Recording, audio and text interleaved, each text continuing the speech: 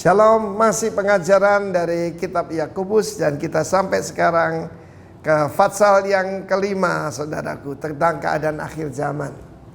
Kita melihat dari keadaan apa yang terjadi hari-hari ini, yang kaya bertambah kaya, yang miskin bertambah miskin, dan jurang antara yang kaya dengan yang miskin makin melebar. Di sini kita lihat sebetulnya meskipun tidak nyembah patung, tapi kebanyakan kita termasuk yang menyebut dirinya orang percaya menyembah Mammon. Kita harus tahu dari mana, daripada saat-saat seperti ini. Surat Yakobus ditujukan kepada orang-orang Yahudi yang dalam perantauan. Perantauan di sini diasporas, bukan perantauan mencari tempat yang baik, tapi karena aniaya. Tetapi meskipun menghadapi diskriminasi, menghadapi tekanan, maka janji Tuhan berkat Abraham tetap sampai juga kepada kita, Israel rohani. Dalam pasal 5 dikatakan tentang orang-orang kaya yang menumpuk harta pada akhir zaman.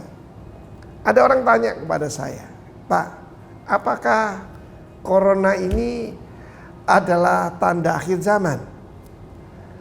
Saya katakan dengan jelas, ya jelas dalam firman Tuhan akan disebutkan. Loh tapi Pak, ada Spanish flu, ada ya, kita lihat bagaimana Black Death dan sebagainya, SARS, MERS. Perhatikan apa yang dikatakan Tuhan Yesus. Sebelum kedatangannya, kerajaan akan melawan kerajaan, bangsa melawan bangsa. Bangsa itu etnos melawan etnos. Meskipun kita jadi didik begini hebat, rasialisme mendadak timbul antara yang putih dengan hitam, yang putih dengan yang kuning. Saudara yang kasih Tuhan, kita sebagai warga kerajaan, kita ini buta warna, ya, kita tidak membedakan satu dengan yang lain. Sayang sekali simbol pelangi yang digambarkan busurnya Tuhan sekarang dipakai oleh LGBT. Mejiku hibiniu itu kalau diputar warnanya putih, kemuliaan. Ya. Kita melihat bagaimana firman Tuhan mengatakan mereka menumpuk harta, bahkan mereka menindas, yaitu pekerja-pekerja mereka. Saya mau katakan pada orang-orang kaya, firman Tuhan mengatakan emasmu akan berkarat dan pakaianmu akan dimakan oleh ngengat. Liwat apa kejadian? Cuma yaitu virus ini begitu lemah, kena sabun mati. Obat tidak bisa menolong, kena sabun dia akan istilahnya nyunyut kena air. Tapi manusia tidak berdaya, perusahaan-perusahaan pada jatuh, ya saham-saham pada jatuh. Saham pada jatuh itu dimakan oleh ngengat, dimakan oleh resesi. Tetapi ada perintah, bagaimana jangan kita itu menindas kepada pekerja kita. Sebab apa?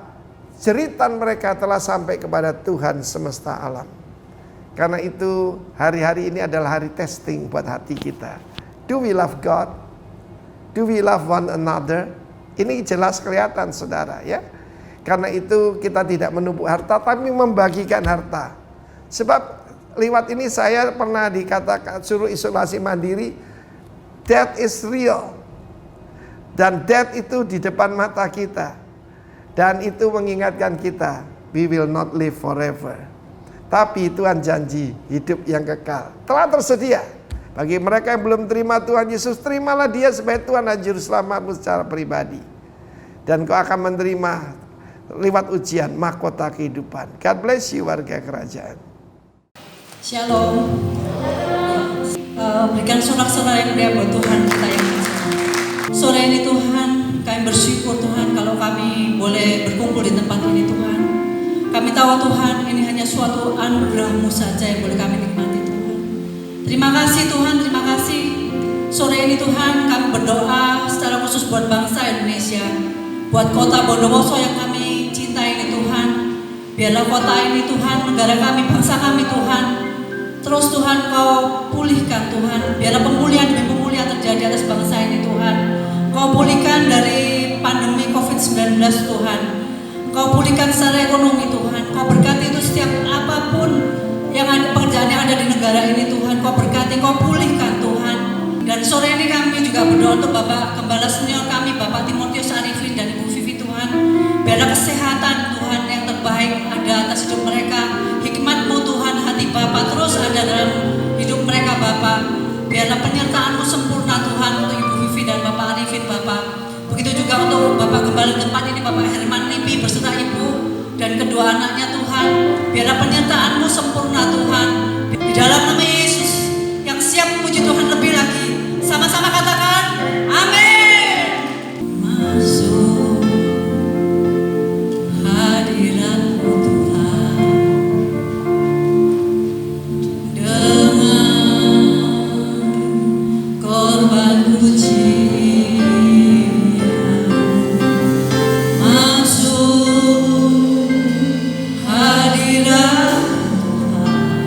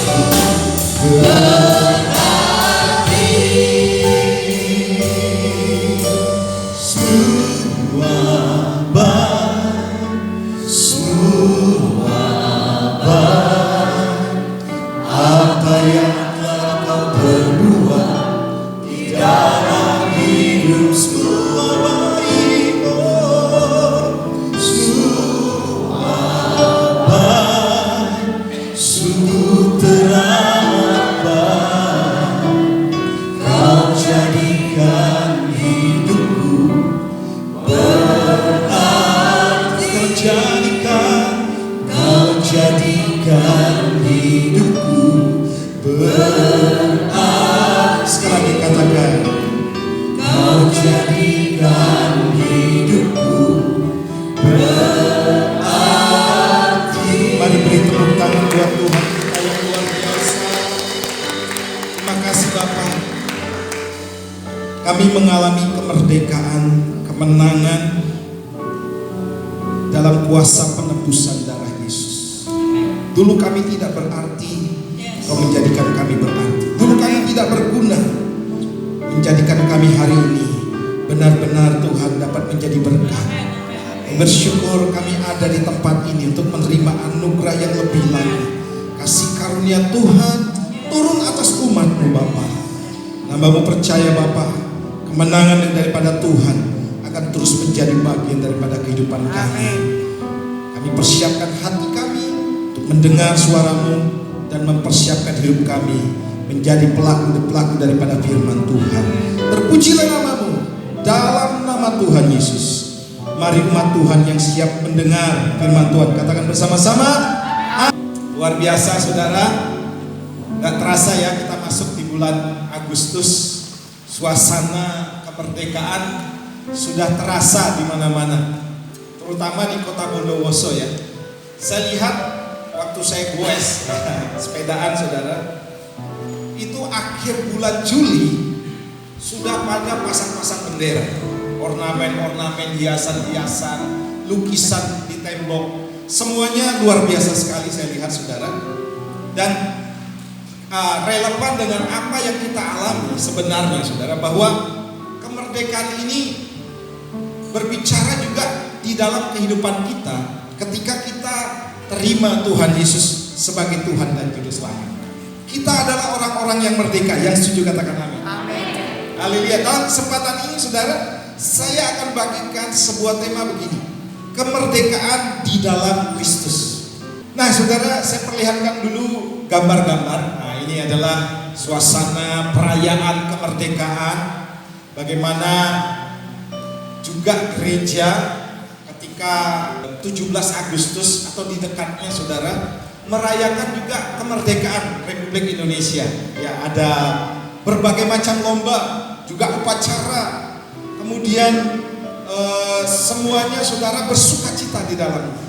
Karena apa? Karena memang selama 350 tahun Indonesia dijajah Belanda, kemudian 3,5 tahun saudara dijajah oleh Jepang. Dan ketika mendapatkan kemerdekaan itu seperti sesuatu yang sangat-sangat melegakan.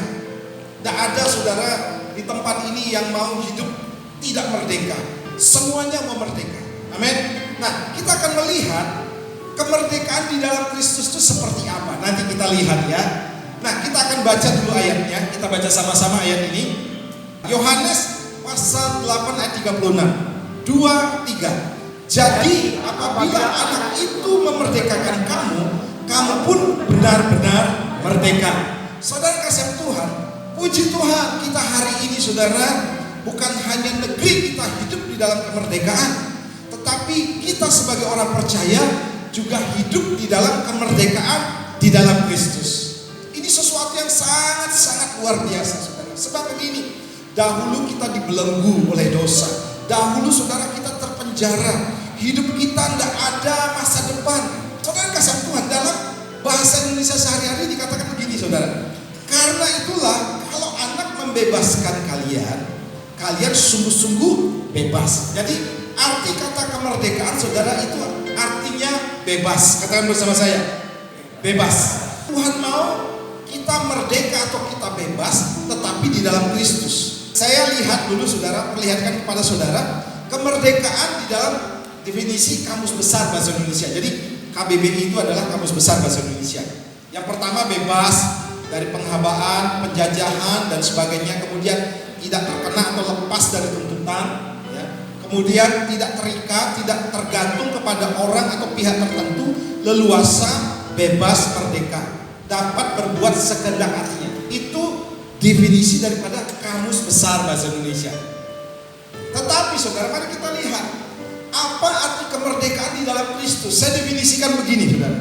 Kita baca sama-sama ya.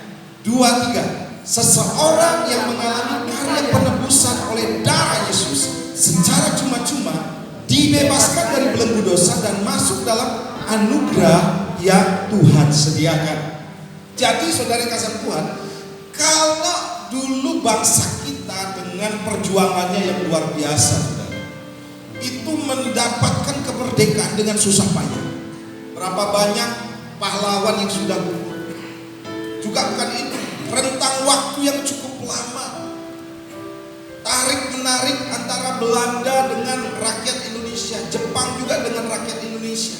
Karena ternyata begini, kemerdekaan itu susah untuk didapat. Kemerdekaan bukan sesuatu yang gampang sebenarnya. Karena apa? Karena bersifat saudara mengikat, dan orang yang menjajah atau memperbudak kita tidak akan mudah untuk melepaskan kita. Karena dia akan mendapatkan keuntungan dari orang yang dibudaknya atau dijajahnya. Nah, anugerah kemerdekaan yang susah itu saudara, kita hari ini terima dengan cuma-cuma. Yang setuju katakan amin. Dengan gratis. Kalau orang Malaysia bilang percuma saudara. Kita bilang cuma-cuma. Jadi gratis. Hal-hal apa saja yang terjadi ketika kita merdeka di dalam Kristus, nanti saudara akan terbuka pikiran saudara. Oh ternyata saya bebas dari ini, saya bebas dari ini, saya bebas dari ini.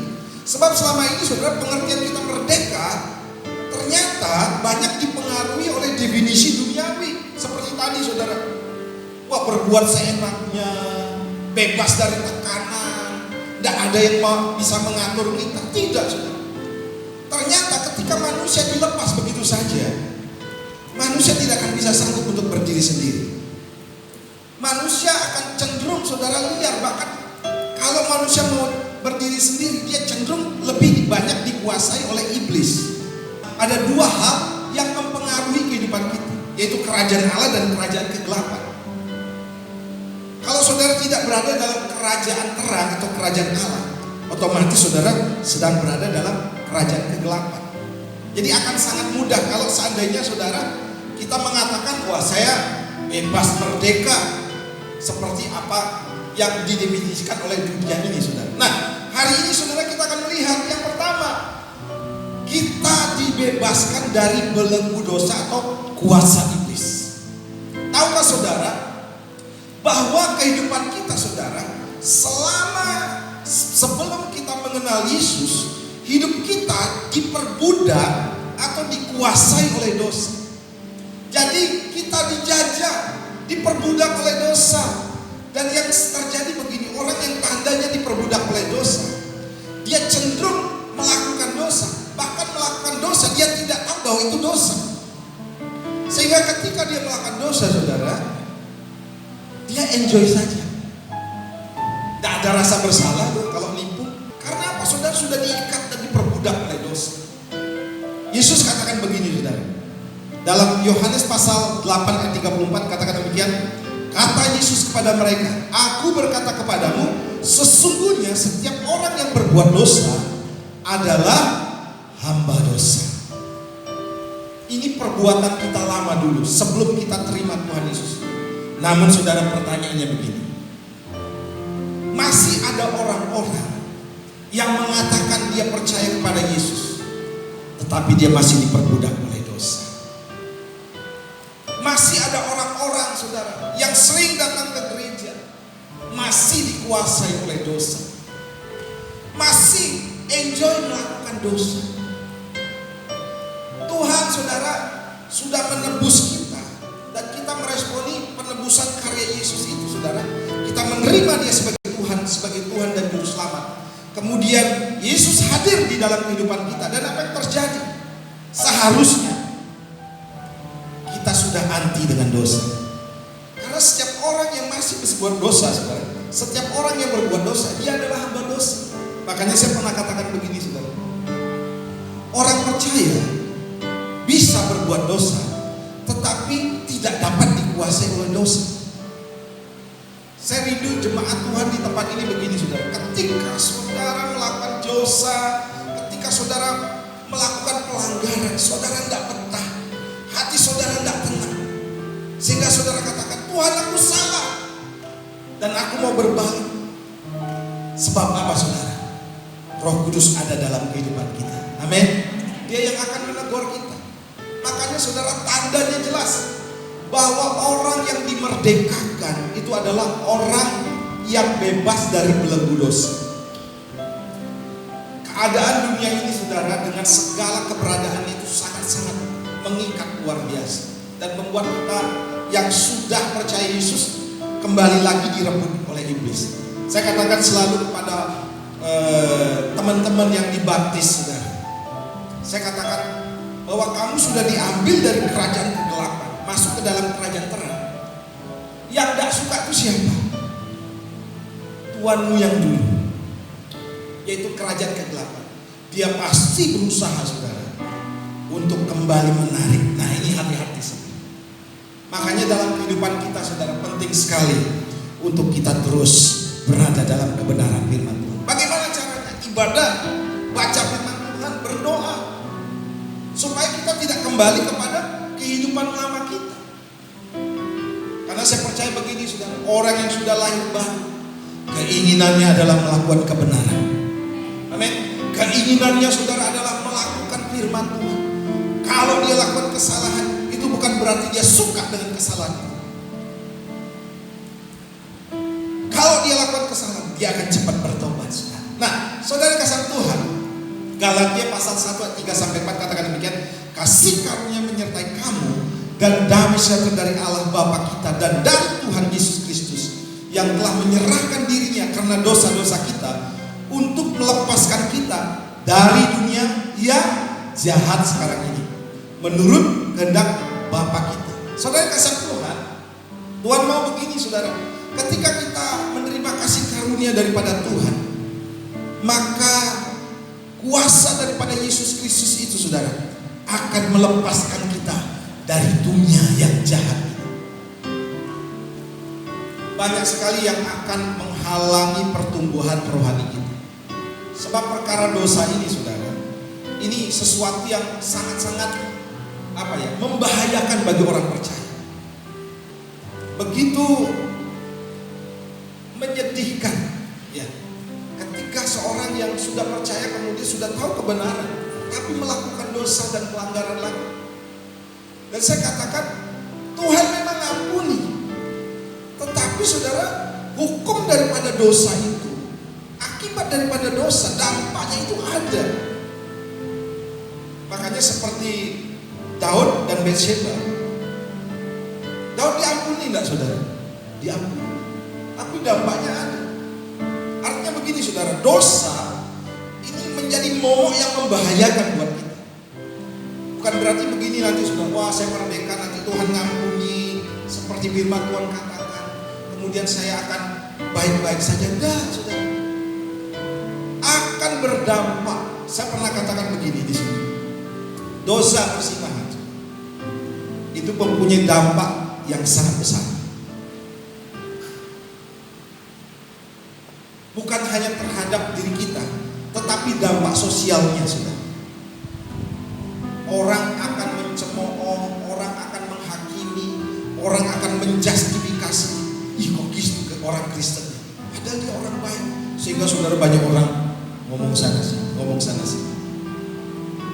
Dosa perselingkuhan seperti itu saudara. Jadi saya bilang begini, jangan salahkan kalau orang-orang mulai menilai dan kemudian menjustifikasi kamu seperti ini. Karena dosa seperti ini saudara, itu dampaknya dampak sosial yang luar biasa. Dan jangan salahkan orang-orang gitu saudara, karena kamu sudah berbuat seperti itu.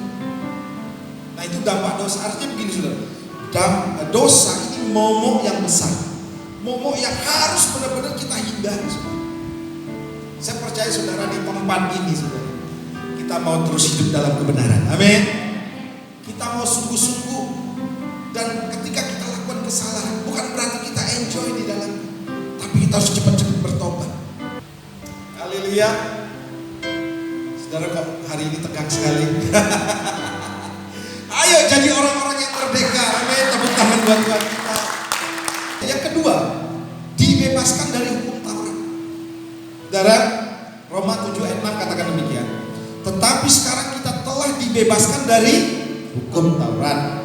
Sebab kita telah mati bagi Dia yang mengurung kita, sehingga kita sekarang melayani dalam keadaan baru menurut roh dan bukan menurut keadaan lama menurut huruf hukum Taurat. Ternyata hukum Taurat ini sebelum Yesus lahir, dan itu sangat mengikat. Sehingga kalau manusia berdosa sudah dijustifikasi oleh hukum Taurat, diadili hukum Taurat. Kalau dia berzinah dirajam, kalau dia melakukan dosa saudara diasingkan. Jadi kejam sekali hukum Taurat. Kalau tidak dilakukan tidak akan diampuni. Kalau berdosa harus mempersembahkan ini dan itu dan ini dan itu saudara. Dan ini sampai sekarang dianut oleh orang Yahudi. Karena mereka tidak menerima sesuatu hukum yang baru, yaitu hukum kasih karunia, hukum kasih seperti kita sekarang ini. Nah, waktu Paulus beritakan ini saudara, banyak orang-orang di luar Yahudi itu bertobat. Orang-orang Yahudi bilang gini saudara, wah, Allah kita disebut oleh orang-orang di luar Yahudi. Elohim disebut oleh orang-orang Yunani, orang-orang Romawi, di mana Paulus waktu itu memberitakan Injil. Sehingga orang-orang Yahudi yang berada di sana saudara mengatakan, kamu harus disunat, kamu harus melakukan ini dan seterusnya dan seterusnya. Kalau enggak, kamu enggak layak jadi menyembah Allah yang saya sembah. Saudara, Paulus waktu itu saudara menentang akan hal itu. Sebab hukum Taurat saudara telah digenapi oleh hukum kasih, yaitu hukum kasih karunia. Nah, di antara kita saudara hari ini yang menerima Tuhan Yesus sebagai Tuhan dan Juru Selamat, tidak perlu tunduk kepada hukum Taurat, tetapi kepada hukum kasih karunia. Dijelaskan begini oleh Rasul Paulus, mohon dibantu ya. Paulus katakan begini saudara, Roma 7 ayat 1. Apakah kamu tidak tahu saudara-saudara, sebab aku berbicara kepada mereka yang mengetahui hukum, bahwa hukum berkuasa atas seseorang selama orang itu hidup. Sebab seorang istri terikat oleh hukum kepada suaminya selama suaminya itu hidup. Akan tetapi apabila suaminya itu mati, bebaslah ia dari hukum yang mengikatnya kepada suaminya itu. Jadi selama suaminya hidup, ia dianggap berzina kalau ia menjadi istri laki-laki lain. Tetapi jika suaminya telah mati, ia bebas dari hukum, sehingga ia bukanlah berzina kalau ia menjadi istri laki-laki lain. Sebab itu saudara-saudaraku, kamu juga telah mati bagi hukum Taurat oleh tubuh Kristus, supaya kamu menjadi milik orang lain, yaitu milik Dia yang telah dibangkitkan dari antara orang mati, agar kita berbuah bagi Allah. Nah, saudara kasih Tuhan, ini jelas saudara perkataan daripada Rasul Paulus bahwa orang-orang yang merdeka itu bebas dari hukum Taurat. Jadi tidak perlu lagi melakukan hal-hal yang duniawi atau agamawi seperti yang dilakukan oleh orang-orang Yahudi. Tuhan, sebab begini saudara, seringkali yang kita lakukan itu adalah sesuatu yang agamawi, sesuatu saudara yang hanya dilihat oleh mata jasmani, mau dipandang orang. Tetapi hukum kasih karunia lebih dalam lagi saudara. Makanya Paulus bilang hukum Taurat itu ditulis di loh batu biasa, tapi hukum kasih karunia ditulis di dalam loh hati kita. Kalau saya tidak ibadah takut, kalau saya usaha saya tidak untung. Saya takut kalau saya melanggar lalu lintas, saya akan kena tilang. Itu hukum Taurat saudara. Tapi hukum kasih karunia begini saudara, saya ibadah bukan karena saya takut kalau saya rugi, tapi karena saya mengasihi Tuhan. Kalau saya melanggar lalu lintas, tepuk tangan lebih meriah lagi. Kalau saya hari ini melanggar lalu lintas, bukan karena saya takut kesal dan dendam, tetapi karena saya mengasihi Tuhan. Ini hukum kasih karunia. Jadi hari ini saudara, kita dibebaskan dari kuasa hukum Taurat. Saya percaya saudara, Paulus katakan gini juga. Saya ingat saudara dalam Galatia pasal 3:24 katakan demikian. Jadi hukum Taurat adalah penuntun bagi kita sampai Kristus datang. Jadi bangsa Israel selama Yesus belum datang, dia dituntun oleh hukum Taurat sampai kepada Yesus lahir. Dan waktu Yesus lahir saudara, hukum Taurat digenapi, bukan dihilangkan ya, digenapi. Dan berlakulah hukum kasih karunia. Hari ini saudara, kita berada di dalam kasih karunia. Amin. Di bawah kasih karunia Tuhan yang sedemikian besar saudara dalam kehidupan kita. Sehingga saudara kita datang di tempat ini bukan karena hal yang lain, tapi datang karena kita mengasihi Tuhan. Tepuk tangan buat Tuhan kita sekalian. Nah, yang ketiga cepat saja.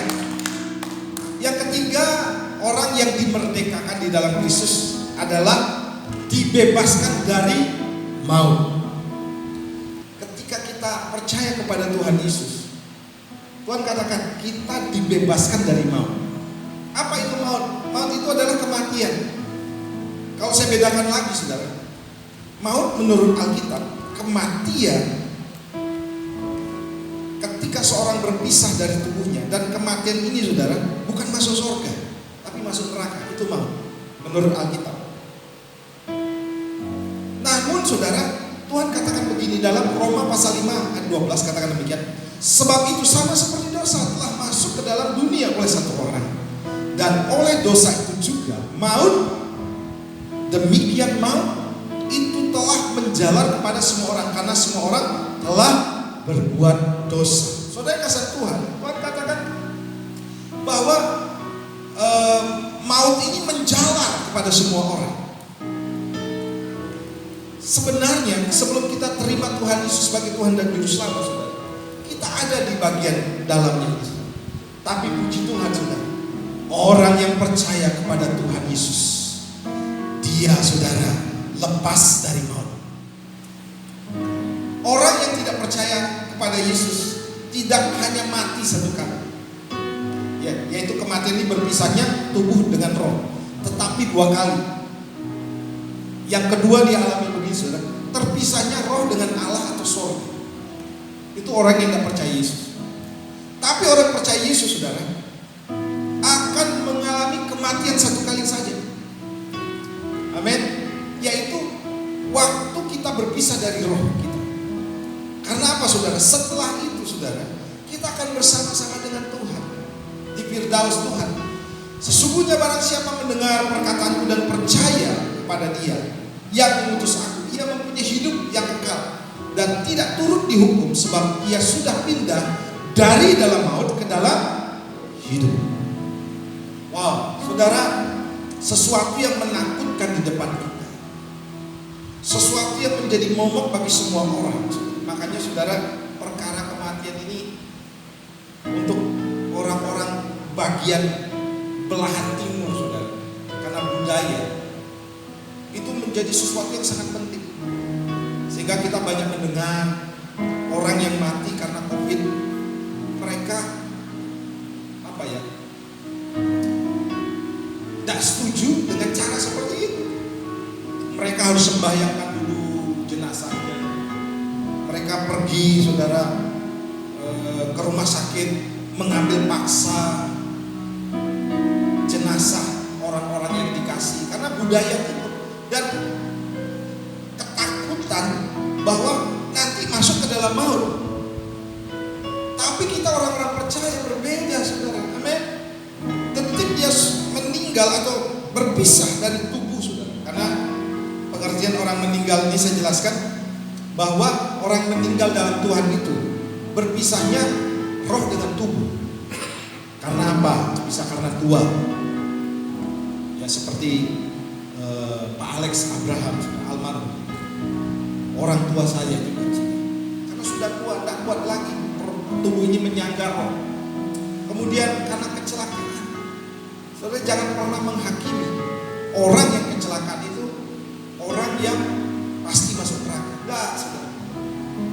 Jangan pernah kita menghakimi, karena memang sudah waktunya Tuhan. Dan masih banyak hal-hal yang membuat manusia meninggal dunia. Tapi yang jelas begini saudara, ketika seorang percaya kepada Tuhan Yesus sebagai Tuhan dan Juru Selamat, sebenarnya dia tidak mati, tetapi saudara, dia hidup. Yohanes 11 ayat 25, akulah kebangkitan dan hidup.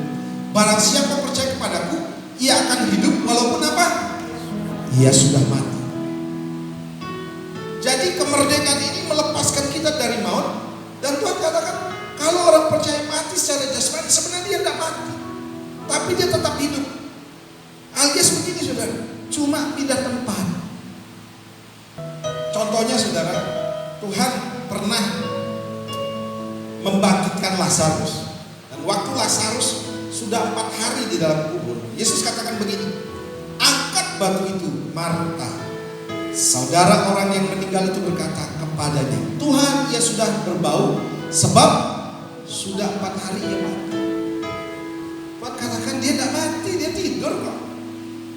Karena Tuhan tahu persis orang-orang yang meninggal di dalam Tuhan, dia tidak mati sebenarnya, cuma pindah tempat. Haleluya. Jadi sesuatu yang menakutkan ini saudara hari ini menjadi tidak menakutkan. Karena apa saudara? Kita merdeka di dalam Tuhan. Amin. Demikian juga saudara, waktu anak Yairus minta didoakan saudara anaknya supaya anaknya tidak jadi mati, malah mati. Dan waktu saudara orang ini datang kepada Yesus, mengapa kamu ribut? Yesus katakan, mengapa kamu ribut dan menangis? Anak ini tidak mati tetapi tidur. Yesus bukan memberikan kata-kata penghiburan, tidak. Tapi Yesus menyatakan kebenaran bahwa di dalam Yesus ada kehidupan. Haleluya. Kita baca sama dalam 1 Petrus 2:16, 2:3. Hiduplah sebagai orang merdeka dan bukan seperti mereka yang menyalahgunakan kemerdekaan itu untuk menyelubungi kejahatan-kejahatan mereka, tapi hiduplah sebagai hamba. Saudara, Tuhan mau katakan begini, ketika engkau lepas dari hamba kegelapan, hamba dosa, engkau tidak serta-merta bebas tanpa ikatan. Sebab tanpa ikatan engkau sebenarnya terpenjara. Nah, ketika engkau bebas merdeka dari hamba dosa, masuk ke dalam hamba terang, itu hamba Allah. Sebab sejatinya kemerdekaan itu hanya ketika engkau berada dalam kebenaran. Haleluya. Disitulah saudara kita akan mendapatkan kemerdekaan dan kebenaran. Hari ini saudara ada di tempat ini bukan untuk membatasi saudara, tetapi justru untuk memberikan pengertian bahwa saudara adalah orang-orang yang merdeka di dalam Tuhan. Kita harus bersyukur ada di dalam persekutuan seperti ini. Kalau saudara orang-orang merdeka, tunjukkan saudara bahwa saudara adalah orang-orang merdeka melalui hidup kita. Haleluya. Siapa di sini orang-orang merdeka? Tepuk tangan buat Tuhan kita. Haleluya. Tepuk tangan buat Tuhan kita.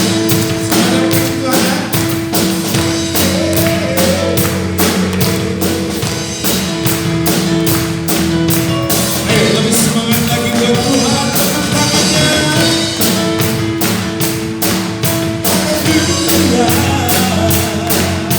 Mari orang-orang yang merdeka yang lebih daripada pemenang, pujikan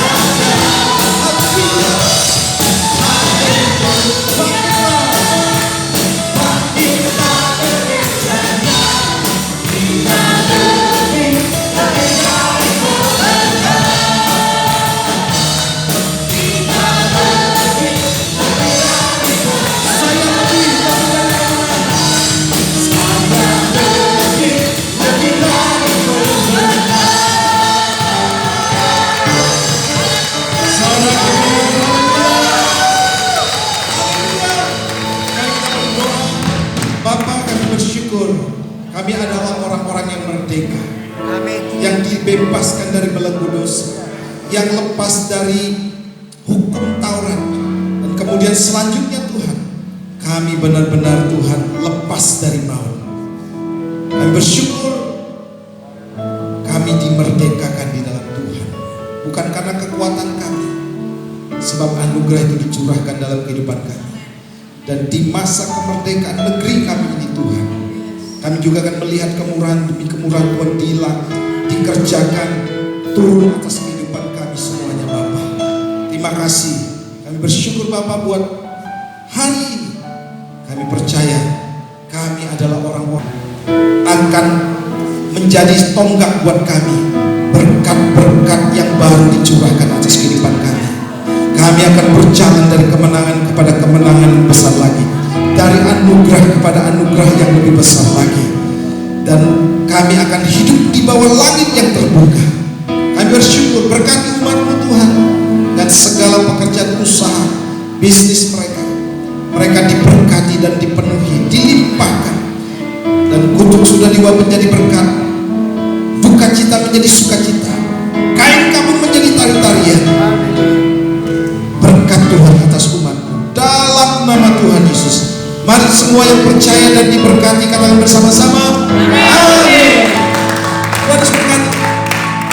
Kita akan masuk dalam perjamuan kudus, saudara. Silakan para perjamuan, silakan para pelayan perjamuan untuk maju ke depan. Terima kasih Bapa untuk firman-Mu. Kami yakin hari ini Tuhan ingatkan kami kembali perjanjian yang Tuhan ingatkan pada kami melalui pengorbanan Kristus. Kami bersyukur kami ada satu meja, satu hidangan bersama-sama dengan Tuhan. Kami berada dalam tahta kasih karunia Tuhan untuk siap menerima anugerah melalui perjamuan ini. Layakkan kami umat-Mu Bapa. Terima kasih Bapa. Dalam nama Tuhan Yesus Kristus kami berdoa. Haleluya. Amin.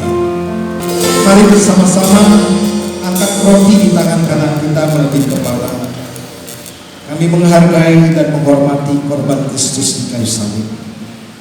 Dan setiap saudara yang mengangkat roti ini, 2000 tahun yang lalu Tuhan ingatkan Yesus berkorban buat kita.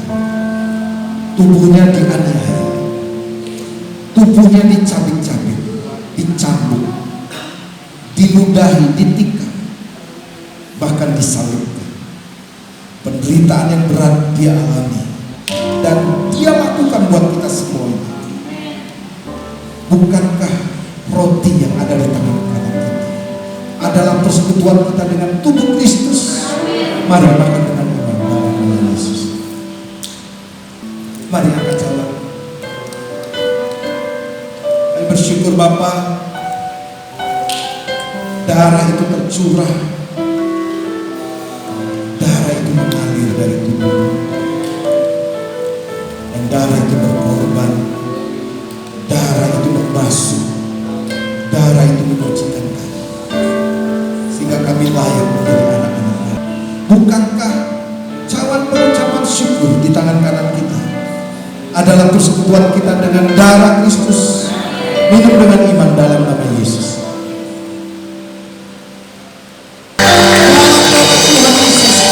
Yang percaya katakan bersama-sama amin.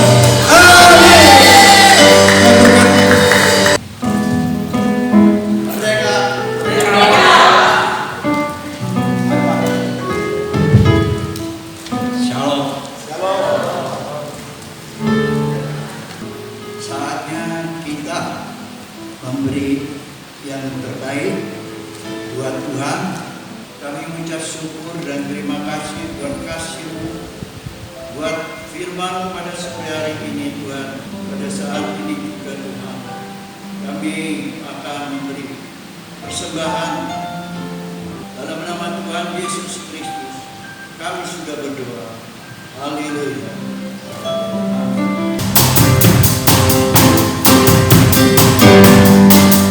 Itu besar kasih Allah pada kita.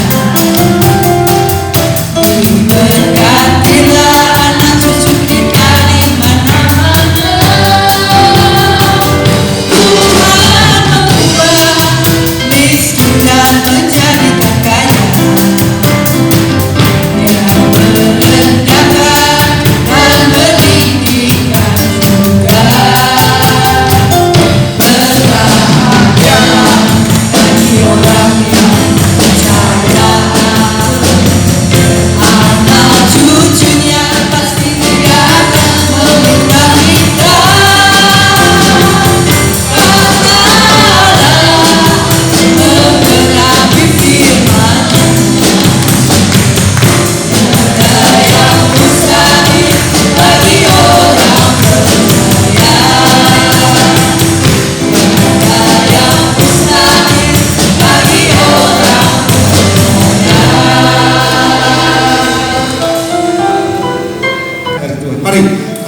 kedua belah tanganmu dan arahkan hatimu kepada Tuhan.